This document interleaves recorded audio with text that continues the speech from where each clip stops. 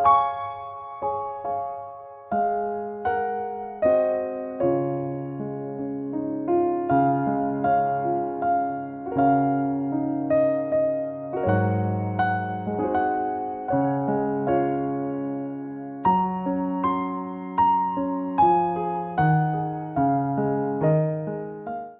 saudara-saudaraku, mohon umat Tuhan dimanapun saudara berada pada saat ini. Puji syukur kita panjatkan kehadirat Tuhan oleh karena kebaikan Tuhan. Pada saat ini kita kembali dapat berkumpul untuk kembali mempelajari firman Tuhan. Pelajaran Alkitab Mingguan. Seri pelajaran Alkitab Mingguan triwulan yang ketiga tahun 2025. Kita telah memasuki pelajaran minggu yang ke-9 dengan judul Menghidupkan Hukum. Baik saudara-saudara, saya juga tetap memohon kepada saudara-saudara untuk saudara-saudara boleh untuk sekiranya jika saudara-saudara terberkati dengan pelajaran firman Tuhan ini atau materi-materi pelajaran firman Tuhan di YouTube Murid Segala Bangsa. Biarlah saudara-saudara like video ini, kemudian membagikan atau men-share-nya kepada teman-teman, sahabat atau keluarga dari saudara-saudara. Dan saudara-saudara juga kami mohon untuk men-subscribe channel YouTube Murid Segala Bangsa. Sehingga dengan demikian, saudara-saudara memberikan pertumbuhan yang baik kepada channel YouTube Murid Segala Bangsa. Dan dengan demikian akan membuat channel ini boleh menjadi berkat bagi saudara-saudara yang lain yang membutuhkan atau yang rindu untuk mencari terang kebenaran dari firman Tuhan. Baik saudara-saudara, sebelum kita memulai pelajaran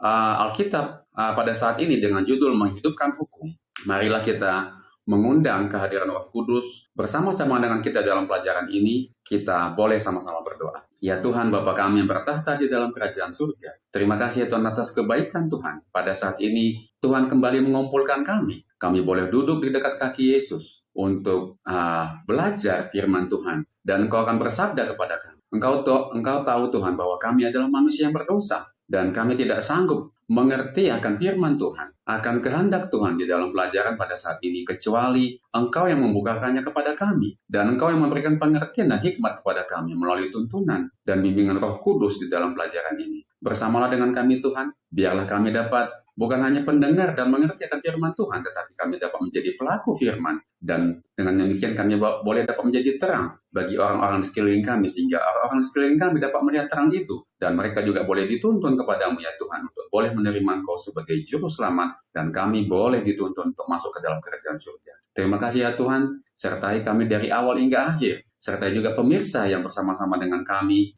belajar akan pelajaran firman ini. Di dalam nama Yesus kami berdoa dan mengucap syukur. Amin. Baik saudara-saudara, kita akan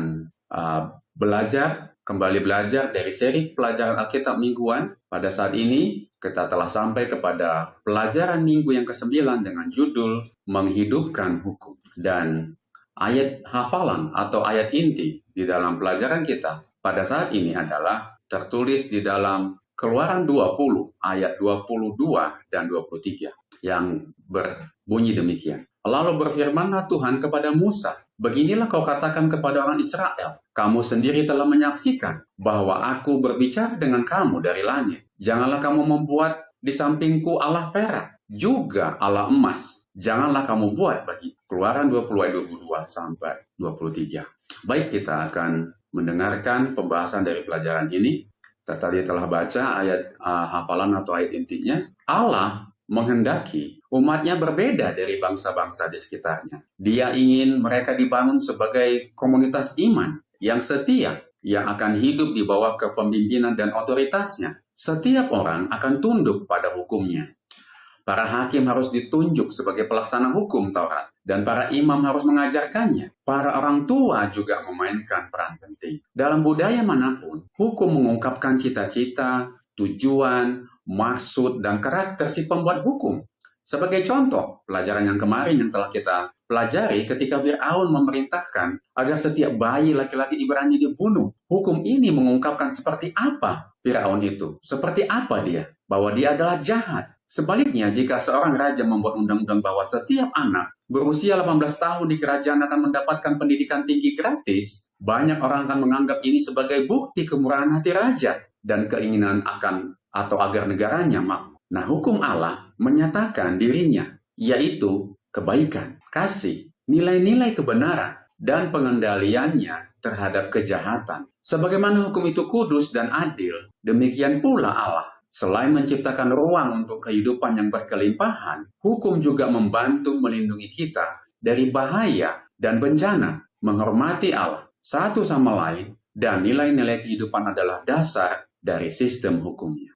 Jadi saudara-saudara, kita dapat lihat di sini bahwa di bagian pendahuluan pelajaran kita, bahwa Allah mempunyai tujuan untuk menghendaki umatnya berbeda dari bangsa-bangsa di sekitarnya. Dan tentunya kenapa berbeda? Ya karena Tuhan ingin bahwa kita mencerminkan karakternya. Dan itu dapat dituangkan di dalam hukum. Dan hukum itu dikatakan mengungkapkan cita-cita, tujuan, maksud, dan karakter si pembuat hukum. Jadi dengan kita berbeda, dengan kita memelihara hukum di dalam kehidupan umat-umat Tuhan, maka kita dapat memperlihatkan kepada orang-orang sekitar kita siapa karakter dari Tuhan kita, yaitu kasih, kebaikan, kebenaran, dan pengendalian Tuhan terhadap kejahatan. Inilah yang merupakan bagian dari apa yang akan kita pelajari sepanjang satu pekan ke depan. Kita akan belajar mulai dari hari Sabat atau Sabtu petang,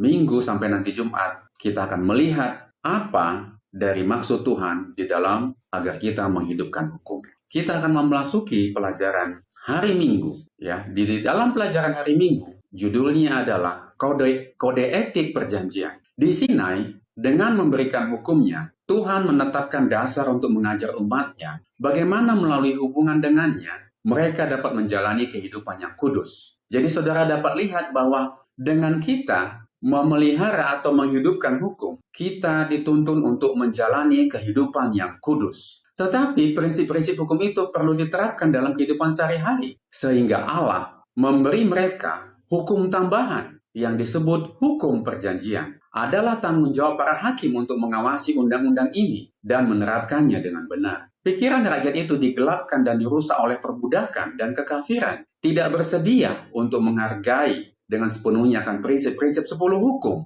yang mencakup ruang lingkup yang amat luas itu. Jadi agar supaya tuntutan hukum itu dapat dimengerti dan dilaksanakan dengan sepenuhnya, maka peraturan-peraturan tambahan telah diberikan untuk menggambarkan serta menggunakan prinsip hukum itu. Peraturan ini disebut pengadilan oleh karena semuanya itu dibuat dalam hikmat yang tak terbatas serta keadilan. Dan juga karena pemimpin-pemimpin mereka harus mengadakan keputusan sesuai dengan itu. Berbeda halnya dengan hukum 10.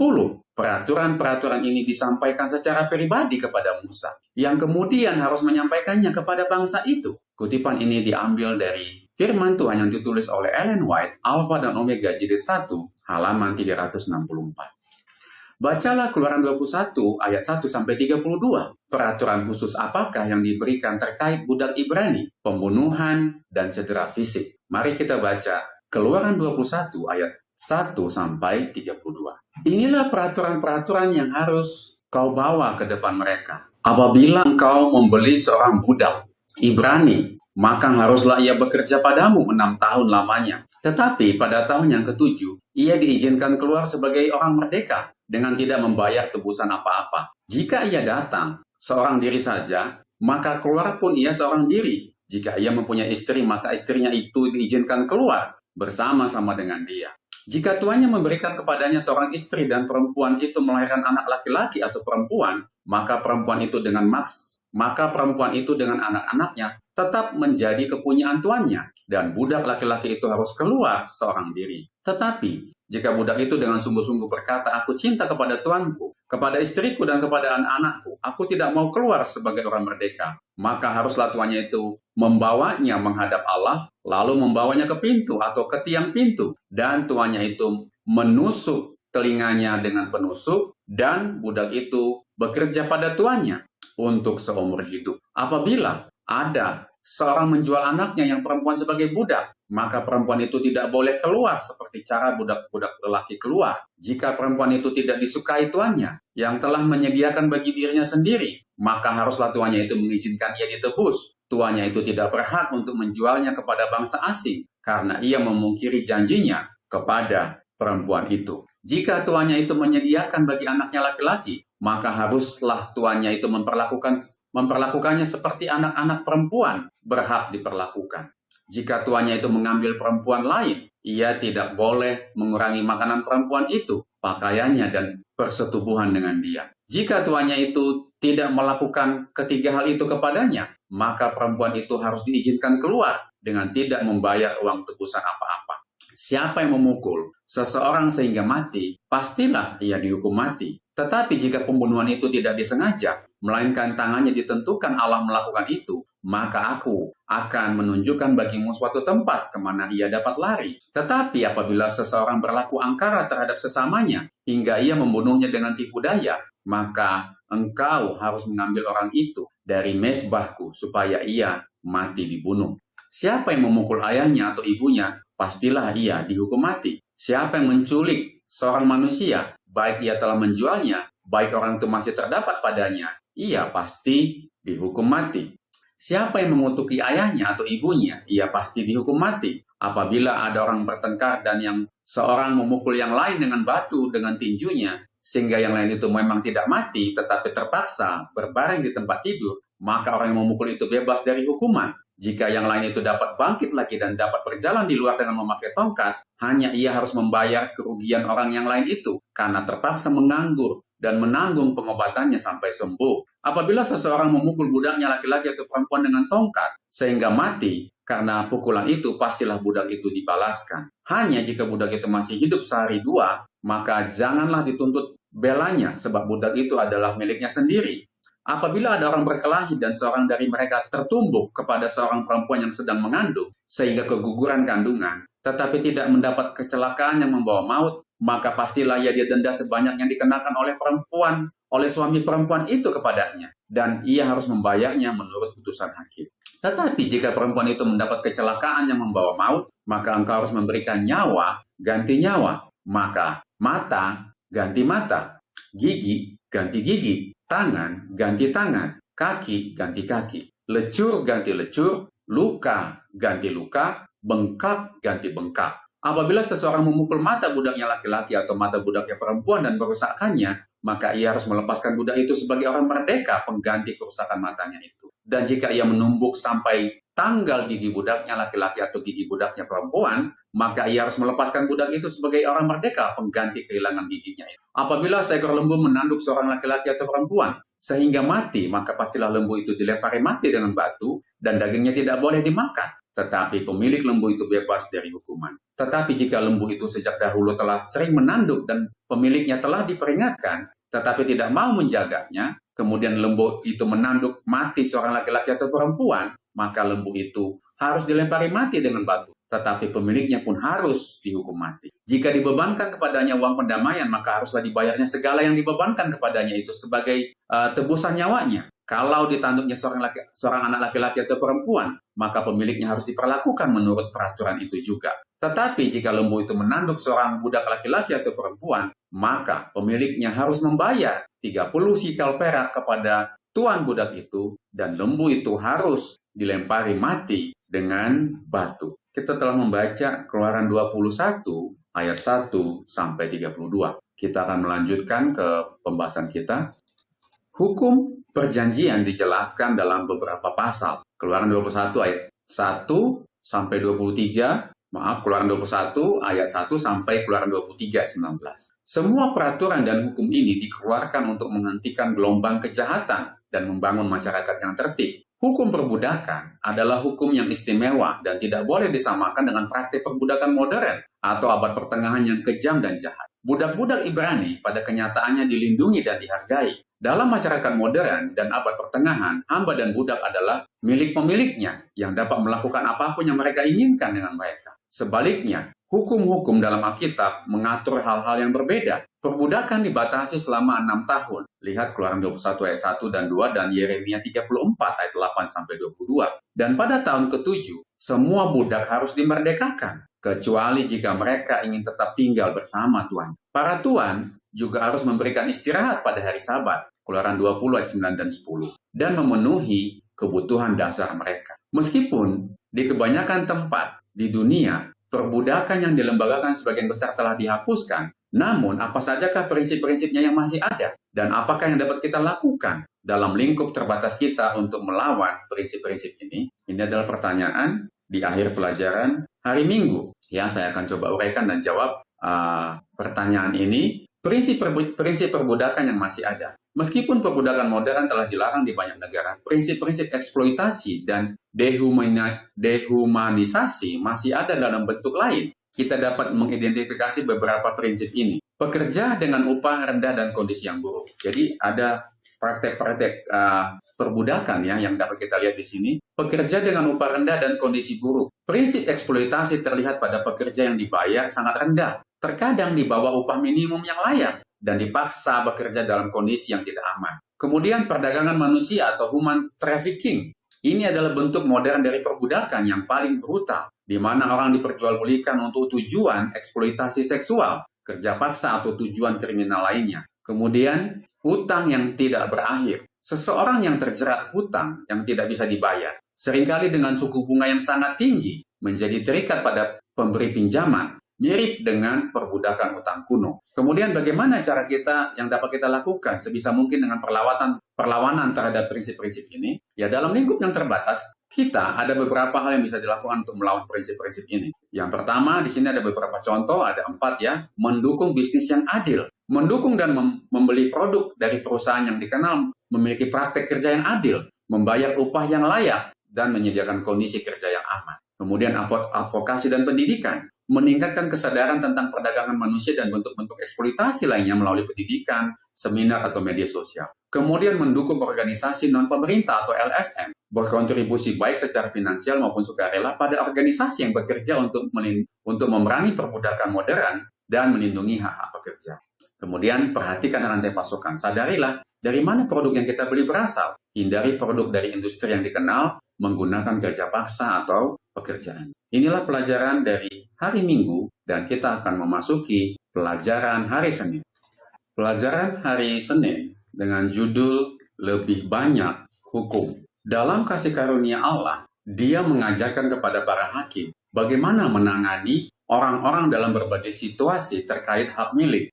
Beberapa contoh kasus disebutkan yang menjelaskan apa yang harus dilakukan jika seekor sapi jantan menyerang sapi jantan milik tetangga. Jika seseorang mencuri hewan peliharaan dan menjualnya, jika hewan merumput di ladang atau kebun anggur milik orang lain, jika barang yang dipinjam seseorang dicuri, atau jika seekor hewan sewaan terluka atau mati. Keluaran 21 ayat 33 sampai Keluaran 22 ayat 15. Bacalah Keluaran 22 ayat 16 sampai Keluaran 23 ayat 9. Masalah-masalah apa sajakah yang dibahas dalam hukum-hukum ini? Dan bagaimana? Mari kita buka Alkitab kita di dalam Keluaran 22 ayat 16 sampai 23. Keluaran 22 ayat 16 sampai Keluaran 23 ayat 9. Baik.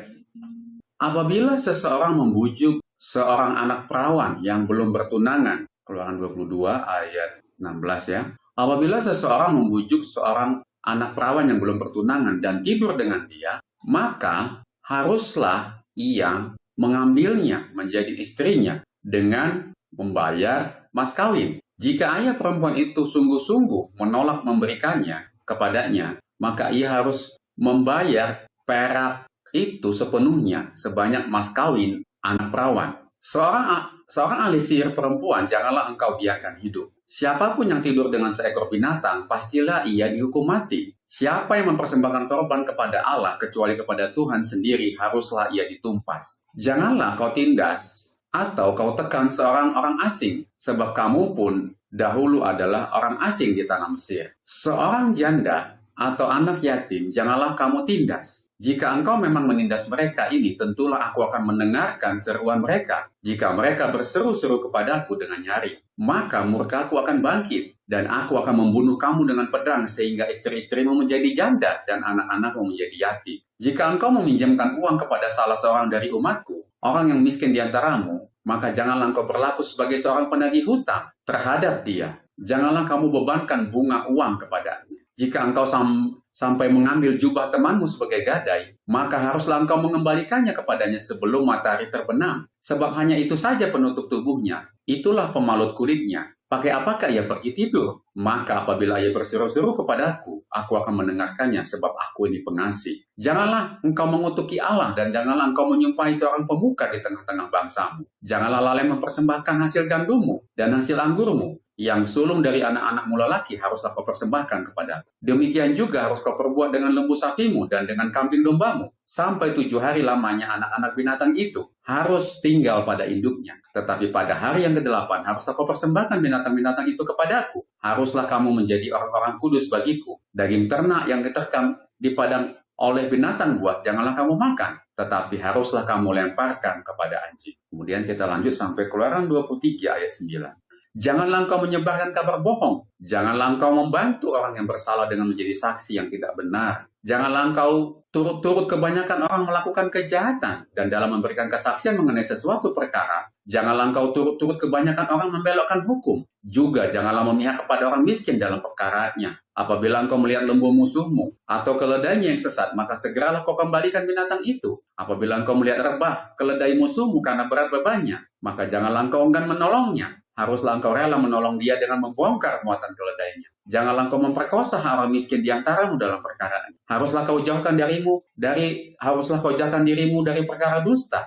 Orang yang tidak bersalah dan orang yang benar tidak boleh kau bunuh. Sebab aku tidak akan membenarkan orang yang bersalah. Suap janganlah kau terima. Sebab suap membuat buta mata orang-orang yang melihat dan memutarbalikkan perkara orang-orang yang benar. Orang asing janganlah kamu tekan, karena kamu sendiri mengenal keadaan jiwa orang asing. Sebab kamu pun dahulu adalah orang asing di tanah Mesir. Kita telah menyelesaikan pembacaan ayat Alkitab kita melanjutkan kepada pembahasan pelajaran kita.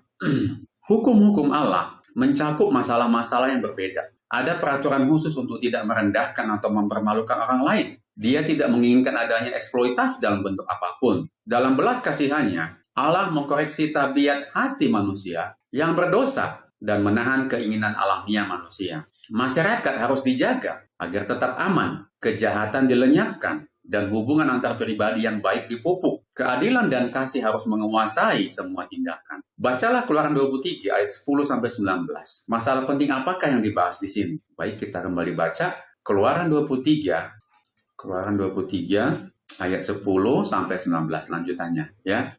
6 tahun lamanya engkau menabur di tanahmu dan mengumpulkan hasilnya. Tetapi pada tahun ke-7, haruslah engkau membiarkannya dan meninggalkannya begitu saja, supaya orang miskin di antara bangsamu dapat makan. Dan apa yang ditinggalkan mereka haruslah dibiarkan dimakan binatang hutan. Demikian juga kau lakukan dengan kebun anggurmu dan kebun zaitunmu. 6 harilah lamanya engkau melakukan pekerjaanmu. Tetapi pada hari ke-7 haruslah engkau berhenti, supaya lembu dan keledaimu tidak bekerja, dan supaya anak budakmu perempuan dan orang asing melepaskan lelah. Dalam segala hal yang kufirmankan kepadamu, haruslah kamu berawas-awas. Nama Allah lain janganlah kamu panggil, janganlah nama itu kedengaran dari mulut. 3 kali setahun haruslah engkau mengadakan perayaan bagiku. Hari raya roti tidak beragi haruslah kau pelihara. 7 hari lamanya engkau harus makan roti yang tidak beragi, seperti yang telah kuperintahkan kepadamu pada waktu yang ditetapkan di dalam bulan Abib. Sebab dalam bulan itulah engkau keluar dari Mesir,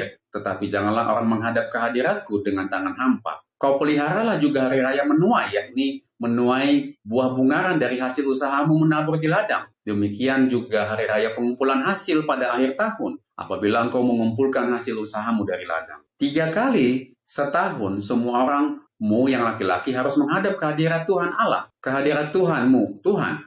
Janganlah kau persembahkan darah korban sembelihan yang kepadaku, beserta sesuatu yang beragi, dan janganlah lemak korban hari rayaku bermalam sampai pagi. Yang terbaik dari buah bungaran hasil tanahmu haruslah kau bawa ke dalam rumah Tuhan Allahmu. Janganlah kau masak anak kambing dalam susu induknya. Kita lanjut. Sabat dan hari raya adalah tentang penyembahan dan merupakan pengingat tentang peristiwa-peristiwa penting dalam sejarah keselamatan. Peribadatan diatur dengan hati-hati karena ini adalah dasar teologis untuk semua kegiatan lainnya. Sabat ditetapkan pada saat penciptaan, Kejadian 2 ayat 2, ayat 3, dan Keluaran 20 ayat 8-11. Berhubungan dengan pembebasan dan penebusan Israel, Ulangan 5 ayat 12-15. Dengan cara yang sangat kuat, menunjukkan penyembahan kepada Tuhan sebagai pencipta, penebus, dan Tuhan, Markus 2 ayat 27 dan 28. Sementara itu ada 3 perayaan penting yang harus dirayakan oleh Israel setiap tahun. Yang pertama, Paskah atau Hari Raya Roti Tidak Beragi di musim semi. Biasanya sekitar pertengahan Maret hingga pertengahan April. Kemudian yang kedua, Pentakosta atau Hari Raya Panen atau Hari Raya beberapa pekan. 7 pekan setelah Hari Raya sebelumnya, dengan demikian dimulai 50 hari kemudian. Dan yang ketiga adalah Hari Raya Pondok Daun atau Hari Raya Pertemuan pada musim gugur. Biasanya sekitar pertengahan September hingga pertengahan Oktober. Lihat juga Keluaran 34 ayat 18-26, Imamat 23 ayat 4-44, Bilangan 28 ayat 16-29, dan Ulangan 16 ayat 1-16. Kita telah menyelesaikan pelajaran hari Senin. Kita akan memasuki pelajaran hari Selasa.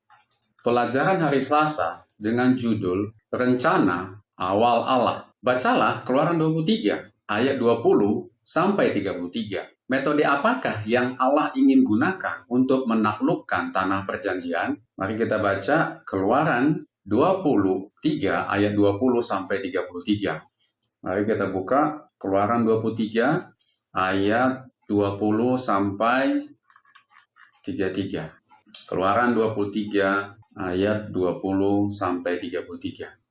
Sesungguhnya, aku mengutus seorang malaikat berjalan di depanmu untuk melindungi engkau di jalan dan untuk membawa engkau ke tempat yang telah kusediakan. Jagalah dirimu di hadapannya dan dengarkanlah perkataannya. Janganlah engkau mendurhaka kepadanya, sebab pelanggaranmu tidak akan diampuninya, sebab namaku ada di dalam dia. Tetapi jika engkau sungguh-sungguh mendengarkan perkataannya dan melakukan segala yang kufirmankan, maka aku akan memusuhi musuhmu dan melawan lawanmu. Sebab malaikatku akan berjalan di depanmu dan membawa engkau kepada orang Amori, orang Het, orang Feris, orang Kanaan, orang Hewi, dan orang Yebus, dan aku akan melenyapkan mereka. Janganlah engkau sujud menyembah kepada Allah mereka atau beribadah kepadanya, dan janganlah engkau meniru perbuatan mereka. Tetapi haruslah engkau memusnahkan sama sekali patung-patung berhala buatan mereka, dan tugu-tugu berhala mereka haruslah kau remukkan sama sekali. Tetapi kamu harus beribadah kepada Tuhan Allahmu, maka Ia akan memberkati roti makananmu dan air minumanmu, dan aku akan menjauhkan penyakit dari tengah-tengah. Tidak akan ada di negerimu perempuan yang keguguran atau mandul. Aku akan menggenapkan tahun umurmu. Kengerian terhadap aku akan kukirimkan mendahului engkau. Aku akan mengacaukan semua orang yang kau datangi, dan aku akan membuat semua musuhmu lari membelakangi engkau. Lagi aku akan melepaskan tabuhan mendahului engkau, sehingga binatang-binatang itu menghalau orang Hewi, orang Kanaan, dan orang Het itu dari depan. Aku tidak akan menghalau mereka dari depanmu dalam 1 tahun, supaya negeri itu jangan menjadi sepi, dan segala binatang hutan jangan bertambah banyak melebihi engkau. Sedikit demi sedikit aku akan menghalau mereka dari depanmu, sampai engkau beranak cucu sedemikian, hingga engkau dapat memiliki negeri itu. Aku akan menentukan batas daerahmu dari Laut Teberau sampai Laut Filistin, dan dari padang gurun sampai sungai Efrat, sebab aku akan menyerahkan penduduk negeri itu ke dalam tanganmu, sehingga engkau menghalau mereka dari depan. Janganlah engkau mengadakan perjanjian dengan mereka atau dengan Allah mereka. Mereka tidak akan tetap diam di negerimu, supaya mereka jangan membuat engkau berdosa kepada dengan beribadah kepada Allah mereka, sebab tentulah hal itu menjadi jerat bagimu. Mari kita lanjutkan pembahasan pelajaran kita. Bukanlah maksud Tuhan bagi bangsa-bangsa Israel, bukanlah maksud Tuhan bagi bangsa Israel untuk memperjuangkan wilayah baru mereka, melainkan untuk diberikan kepada mereka. Saudara bisa lihat kalimat di sini, bukanlah rencana Tuhan, bukan kehendak Tuhan bagi bangsa Israel untuk memperjuangkan wilayah baru mereka. Artinya ini bukanlah perjuangan mereka secara pribadi bangsa itu, tetapi maksudnya adalah untuk diberikan kepada mereka sebagai hadiah, ya, sebagai pemberian dari Tuhan kepada mereka. Hal tersebut dikatakan telah dijanjikan kepada Abraham, Ishak, dan Yakub, dan seharusnya diterima sebagai hadiah khusus dari Allah kepada Israel. Model penaklukan tanah perjanjian ditunjukkan selama atau ketika penyeberangan Laut Merah. Allah berperang untuk umatnya. dan memberi mereka kemenangan total atas mereka yang berencana untuk membunuh mereka. Keluaran 14 ayat 13 dan 14. Orang Mesir dikalahkan sebab campur tangan Tuhan yang secara ajaib. Demikian pula pada zaman Raja Asyur Sanherib. Tuhan juga mengalahkan tentara Asyur yang sangat besar, lengkap, dan terlatih. Tanpa bangsa Israel itu harus berperang. Tuhan memberikan kemenangan karena Raja Hizkia percaya pada firman Tuhan yang diberikan kepadanya melalui Yesaya di dalam 2 Raja-Raja 19 ayat 35 dan Yesaya 37 ayat 36. Tuhan memberitahu Abraham bahwa tanah perjanjian tidak akan langsung diberikan kepada anak cucunya, tetapi setelah 400 tahun kemudian. Kejadian 15 ayat 13 sampai 16. Ya, ini sampai 16 ya.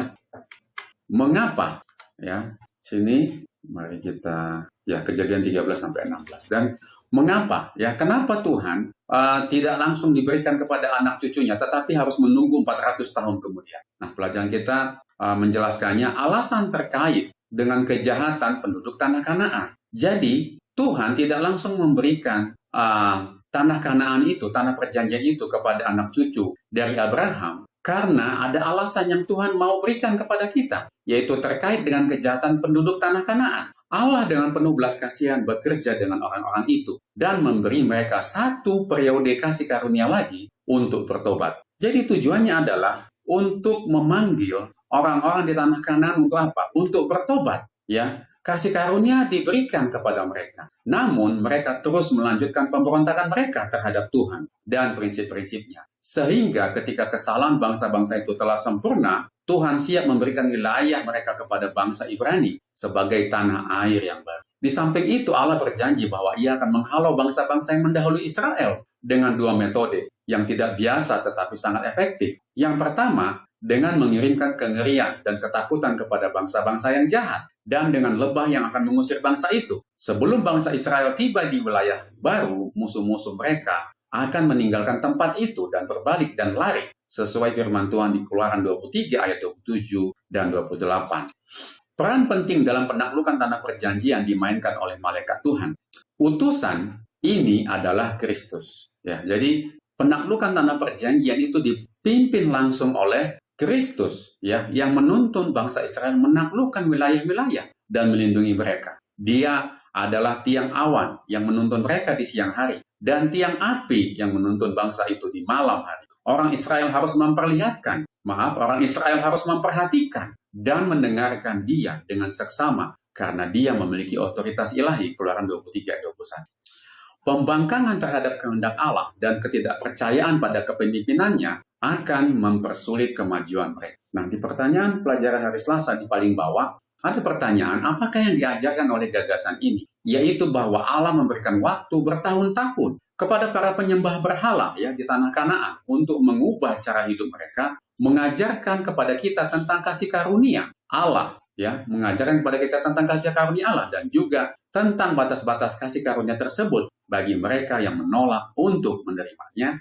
Ya, saya akan uraikan dan jawab pertanyaan ini. Gagasan bahwa Allah memberikan waktu bertahun-tahun kepada penduduk Kanaan untuk bertobat mengajarkan kita beberapa hal yang penting tentang kasih karunia dan batas-batasnya. Ya, yang pertama, bahwa kasih karunia Allah tidak terbatas. Fakta bahwa Allah menunda penyerahan tanah selama 4 abad, ya, memberikan tanah perjanjian itu kepada orang Ibrani selama 4 abad, 400-an tahun, menunjukkan kesabarannya yang luar biasa dan kasih karunia-Nya yang tidak terbatas. Dia memberi setiap orang kesempatan yang adil untuk bertobat, bahkan kepada bangsa-bangsa penyembah berhala yang dikenal dengan kejahatan mereka. Ini menunjuk bahwa Tuhan tidak terburu-buru dalam menjatuhkan hukuman, melainkan Dia rindu agar semua orang mencapai pertobatan.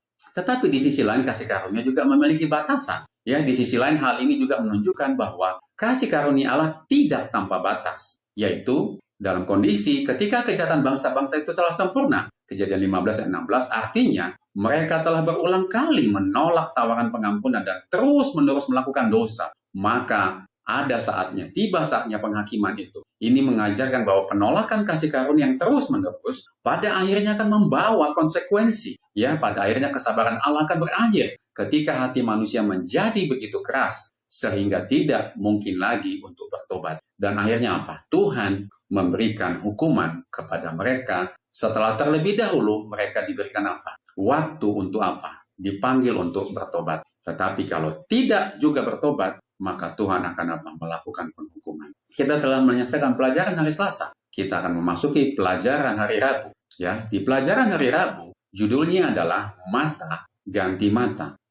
Bacalah Matius 5 ayat 38 sampai 48. Bagaimanakah Yesus menafsirkan makna hukum pembalasan? Bagaimanakah kita harus menerapkannya pada masa kini? Ya, saya diajak untuk membuka Matius 5 ayat 38 sampai 48. Matius 5 ayat 38 sampai 48. Baik, kita baca.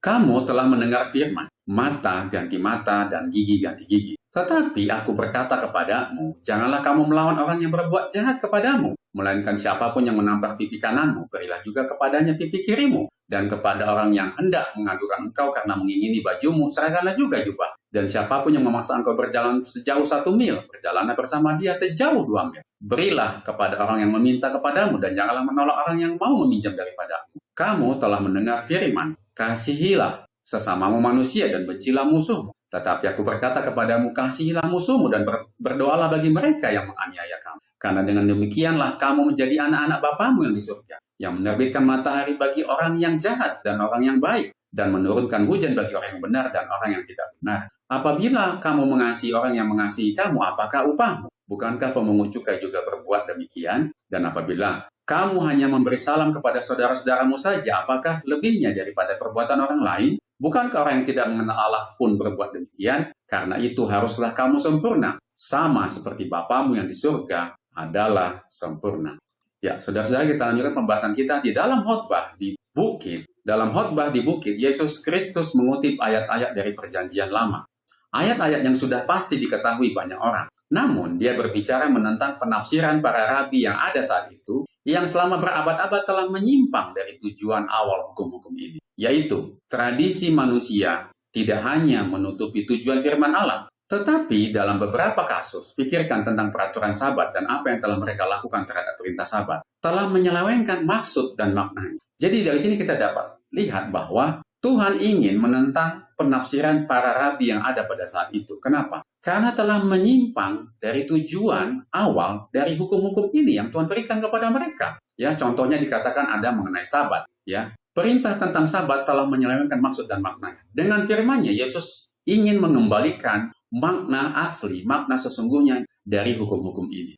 Di atas bukit, ucapan bahagia dengan mengarahkan para pendengarnya kembali kepada maksud dan makna asli dari ayat-ayat tersebut. Yesus berusaha untuk memperbaiki beberapa penafsiran yang salah ini. Ayat dari Keluaran 21 ayat 24 yang berbicara tentang mata ganti mata, gigi ganti gigi, dikutip dalam Matius 5 ayat 38. Kamu telah mendengar, tetapi aku berkata kepadamu. Jadi dari sini kita dapat lihat, tetapi aku berkata kepadamu. Jadi ada penerapan dari ayat atau hukum yang telah diberikan kepada bangsa Israel, tetapi maksudnya salah di dalam pelaksanaannya atau interpretasinya. Ya, dan di sini dikatakan merujuk pada lex talionis, ya, yang disebut hukum pembalasan. Ayat ini juga digunakan di tempat lain dalam Alkitab, Imamat 24 ayat 20 dan Ulangan 19 ayat 21.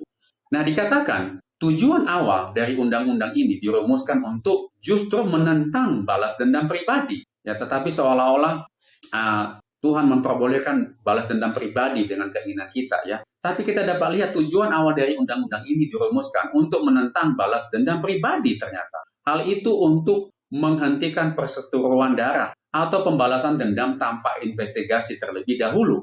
Cedera harus dievaluasi oleh hakim dan kemudian kompensasi uang yang tepat akan ditetapkan dan dibayar. Praktek ini dilakukan untuk menghentikan orang-orang dari main hakim sendiri. Keadilan harus ditegakkan tetapi harus sesuai dengan hukum Allah. Yesus Kristus yang memberikan hukum-hukum sosial kepada Musa mengetahui tujuan dari hukum ini. Oleh karena itu dia dapat menerapkannya dengan cara yang objektif sesuai dengan maksud aslinya. Motif dibaliknya adalah untuk membawa keadilan dan rekonsiliasi serta memulihkan perdamaian. Orang-orang dapat berargumen bahwa dalam arti tertentu keadilan yang menyiratkan semacam pembalasan dendam. Penerapan yang tepat dari hukum-hukum ini tampaknya merupakan upaya untuk menemukan keseimbangan yang tepat antara gagasan, keadilan, dan pembalasan dendam. Nah, di bagian pertanyaan hari Rabu, bagian paling bawah ada pertanyaan, bagaimanakah seharusnya kesadaran bahwa suatu hari nanti keadilan akan datang membantu Anda menghadapi semua ketidakadilan yang kita lihat di dunia saat ini? Saya coba uraikan dan jawab pertanyaan ini. Kesadaran keadilan ilahi, kesadaran bahwa suatu hari nanti keadilan akan datang membantu kita menghadapi semua ketidakadilan yang kita lihat di dunia ini.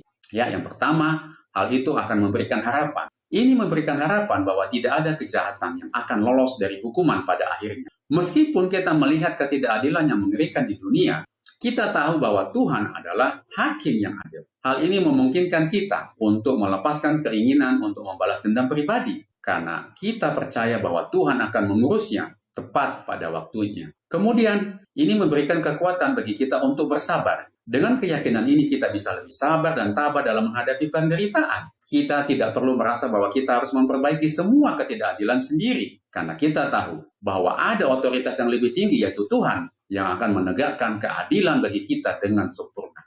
Kemudian, yang ketiga, ini memberikan kita motivasi untuk bertindak tetap dengan belas kasih. Alih-alih balas dendam, kita dimotivasi untuk bertindak dengan belas kasihan dan adil. Dan keadilan, kita dipanggil untuk menjadi perpanjangan tangan keadilan Allah di bumi. Bukan dengan membalas dendam, tetapi dengan menegakkan kebenaran dan kebaikan seperti yang dilakukan Kristus.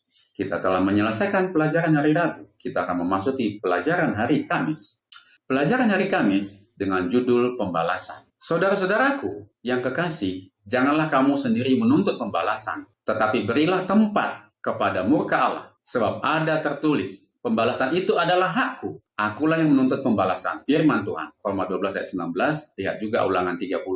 Lihat juga ulangan 32 ayat 35.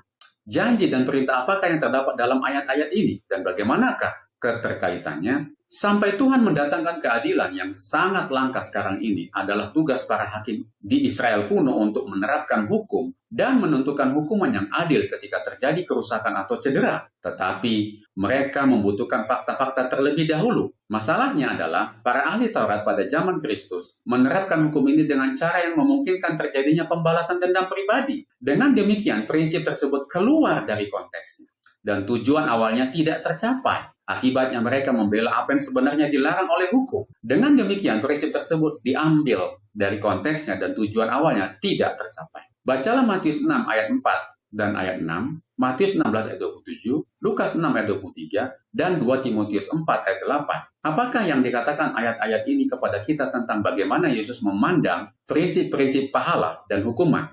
Mari kita baca Matius 6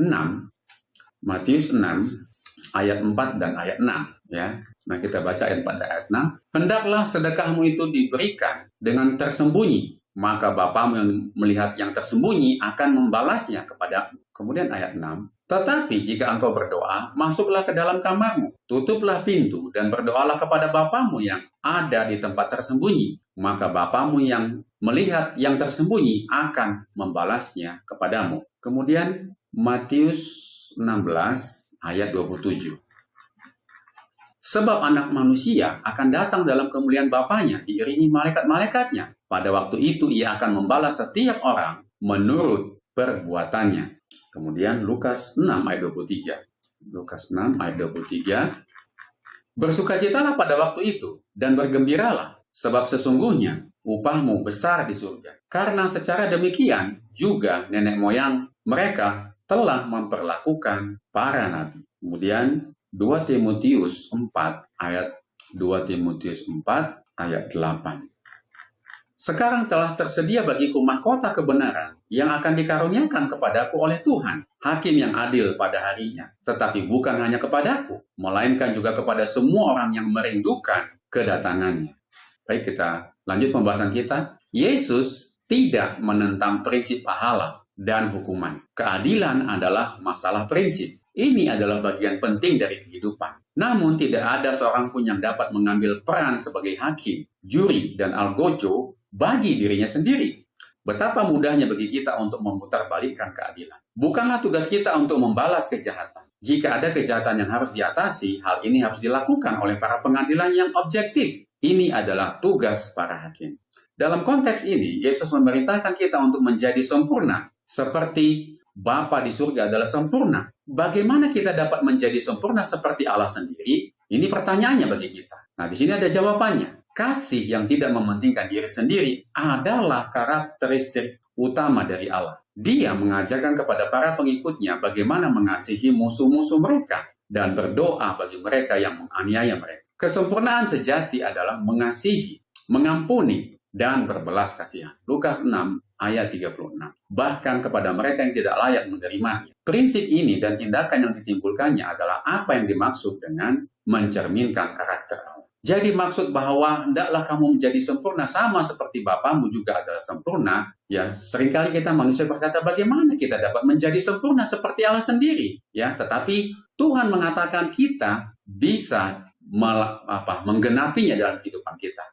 Tentunya dengan menghidupkan kasih Kristus di dalam kehidupan kita. Artinya, diri ini harus apa? Diri ini harus mati. Diri ini harus tidak muncul ke dalam hidup kita. Tetapi sama seperti yang Rasul Paulus katakan, tetapi bukan lagi aku yang hidup, tetapi Kristus yang hidup. Artinya bahwa ya kesempurnaan sejati itu adalah bukan lagi diri kita yang hidup, tetapi Kristus yang hidup, karakter Kristus yang ada, yang muncul selalu dalam kehidupan kita, yaitu apa? Mengasihi, mengampuni, dan berbelas kasihan. Ya, bahkan kita memberikannya kepada mereka yang tidak bahkan layak menerima. Ketika kita melakukan ini, maka kasih kita, hidup kita, dikatakan apa? Bahwa kita adalah sempurna, sama seperti Bapa di dalam kerajaan surga. Apa sajakah cara-cara yang dapat kita lakukan dari hari ke hari untuk belajar mengasihi seperti yang diperintahkan kepada kita? Mengapa hal ini selalu melibatkan kematian terhadap diri sendiri? Ini ada pertanyaan di pelajaran hari Kamis ya, di bagian paling bawah. Ya, mari kita coba jawab pertanyaan ini ya.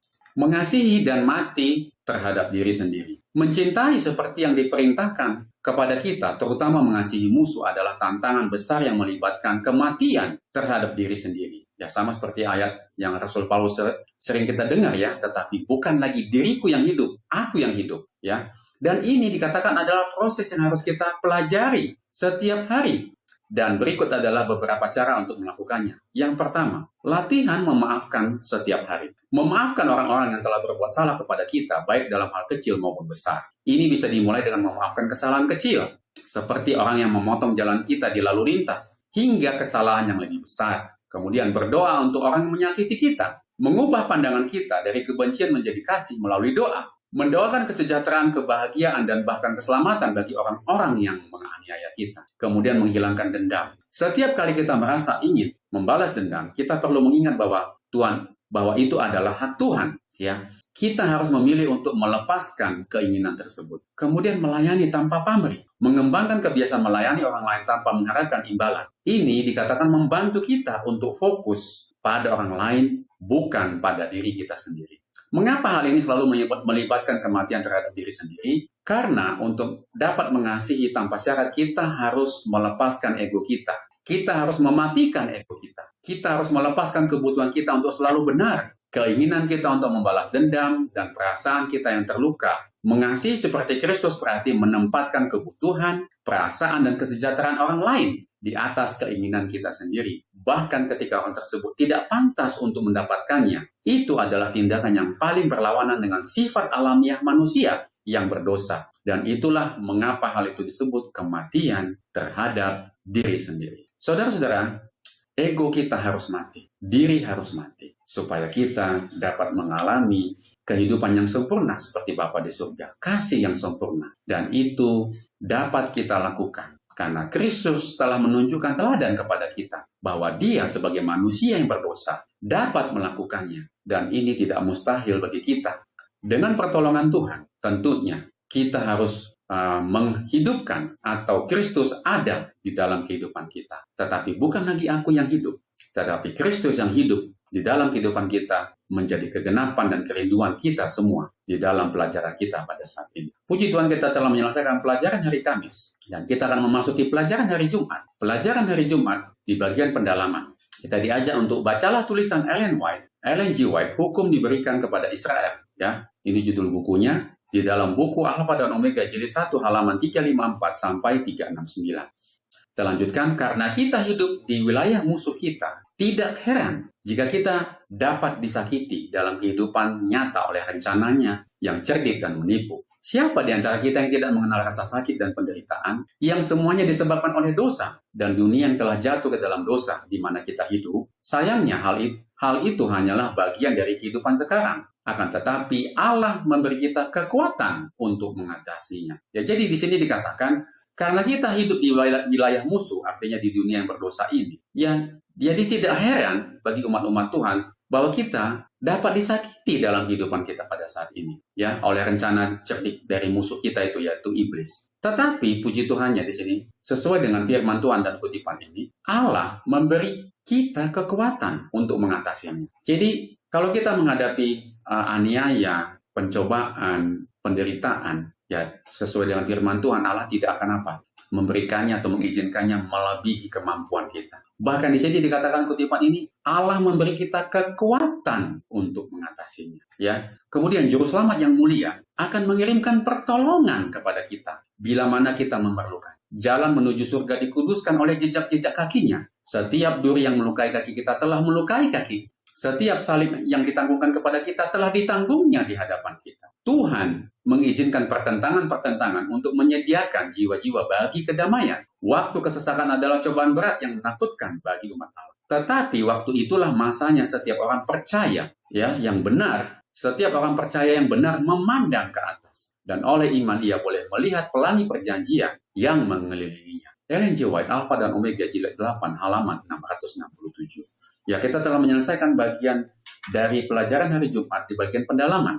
Dan di pelajaran hari Jumat bagian pendalaman ini, di bawahnya ada pertanyaan-pertanyaan yang akan kita diskusikan dan akan kita jawab dan uraikan untuk membantu pemahaman kita akan pelajaran sepanjang pekan ini.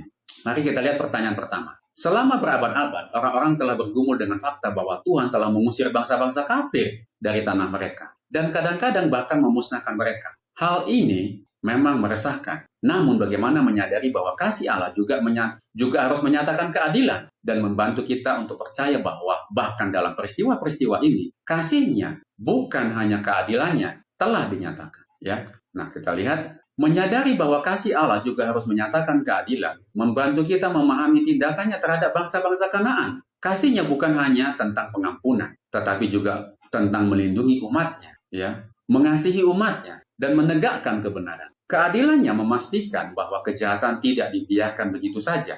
Dia memberi bangsa-bangsa Kanaan kesempatan berabad-abad untuk bertobat, menunjukkan kesabaran dan kasih karunia-Nya yang tak terbatas. Namun, ketika kejahatan mereka telah genap, keadilannya menuntut tindakan untuk mengakhiri kekejaman dan kejahatan yang merajalela, yang pada gilirannya melindungi umat. Jadi melindungi umatnya itu artinya mengasihi umatnya dan mencegah penyebaran kejahatan lebih lanjut. Dalam konteks ini, kita dapat lihat keadilannya adalah tindakan kasih yang kuat. Kemudian pertanyaan nomor 2. Pikirkanlah lebih banyak lagi tentang fakta bahwa Yesus berkata tentang mengasihi orang lain, bahkan musuh-musuh kita, dan bahkan mereka yang membenci kita. Dia berkata kepada kita, karena itu haruslah kamu sempurna, sama seperti Bapamu yang di surga adalah sempurna. Matius 5:48. Mengapa Yesus memberikan perintah ini setelah perintah-perintah lainnya? Apakah yang dia katakan kepada kita di sini tentang apa artinya tidak hanya menjadi sempurna, tetapi juga menjadi sempurna seperti Bapamu yang di surga? Kita akan coba uraikan dan jawab pertanyaan ini. Yesus memberikan perintah haruslah kamu sempurna sama seperti Bapamu yang di surga adalah sempurna. Matius 5:48. Setelah ia memerintahkan pengikutnya untuk mengasihi musuh, ia menempatkan perintah ini di akhir untuk menunjukkan tujuan utama dari semua ajarannya. Menjadi sempurna seperti Bapa di surga berarti memiliki kasih yang tidak mementingkan diri sendiri dan tidak membeda-bedakan yang melampaui standar manusia. Mengasihi musuh adalah ujian tertinggi dari karakter ini. Hal ini menunjukkan bahwa kesempurnaan sejati bukan sekedar mematuhi aturan, tetapi mencerminkan karakter Allah yang penuh kasih, pengampunan, dan belas kasihan kepada semua orang, termasuk mereka yang membenci kita. Kemudian pertanyaan nomor 3. Rasul Paulus memiliki sikap yang positif dan mengangkat terhadap hukum Allah dan fungsinya. Namun, ia menentang penyalahgunaan hukum.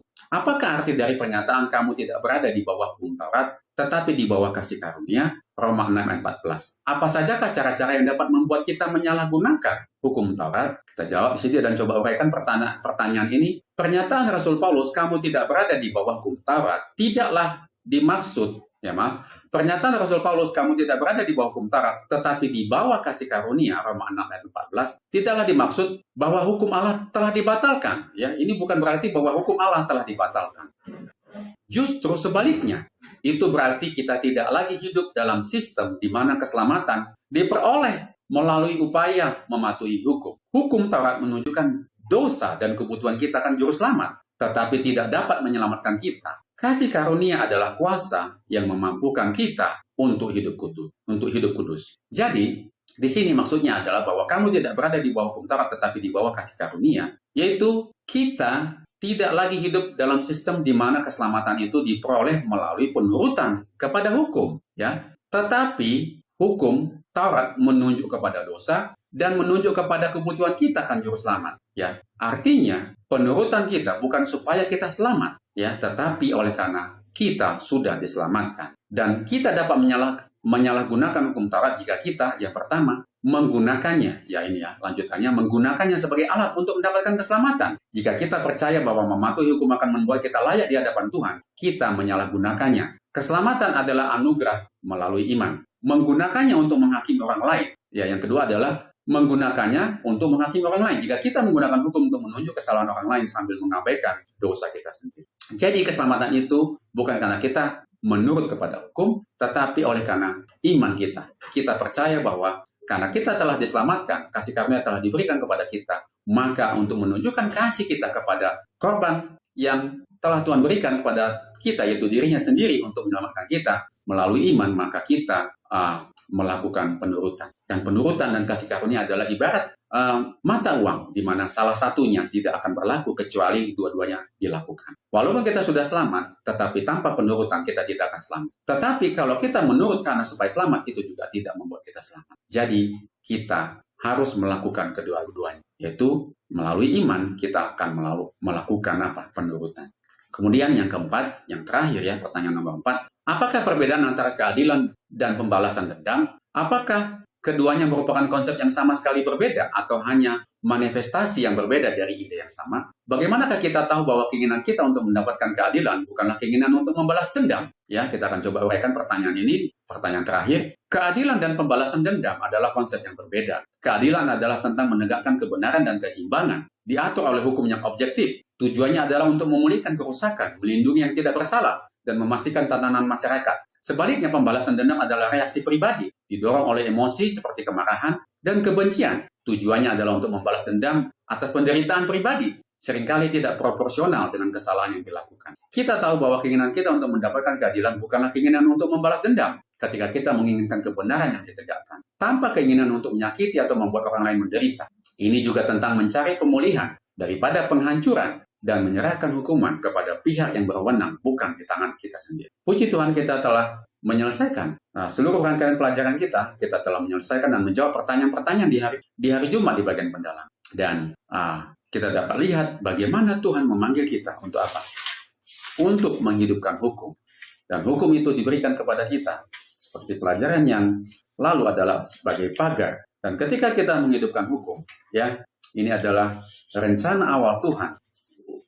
Ya, bagaimana untuk mengatur. Ya, Tuhan memberikan turunan-turunan atau peraturan-peraturan lanjutan dari 10 hukum yang telah diberikan kepada Musa. Yang untuk mengatur bagaimana kehidupan kita di dalam bermasyarakat dapat berlangsung dengan baik dan tertib. Dan kita dapat menghormati hak-hak orang lain. Dan hukum-hukum yang diberikan kepada kita, ya, turunan-turunan hukum yang ada setelah 10 hukum diberikan kepada bangsa Israel melalui Musa adalah bagaimana kita dapat melihat Tuhan memberikan kepada kita untuk apa?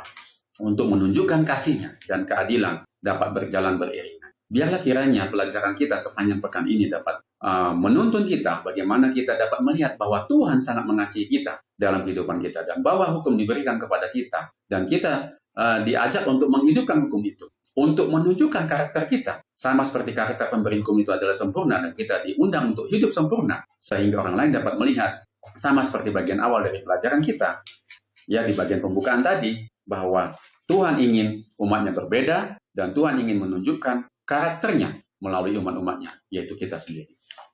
Dan kita telah menyelesaikan, dan kita akan tutup pelajaran kita dengan doa, dan terima kasih atas segala dukungan dan doa dari saudara-saudara sekalian kepada pelajaran ini, dan biarlah ketika pelajaran ini boleh dibagikan dan dipelajari, saudara-saudara boleh membagikannya kepada orang lain, sehingga orang lain dapat melihat bahwa hukum itu adalah sempurna, dan itu menuntun kita kepada Tuhan, dan terlebih menuntun kepada Yesus yang adalah juru selamat bagi kita, yang telah memberikan keselamatan kepada kita, dan kita boleh dilayakkan untuk masuk ke dalam kerajaan surga.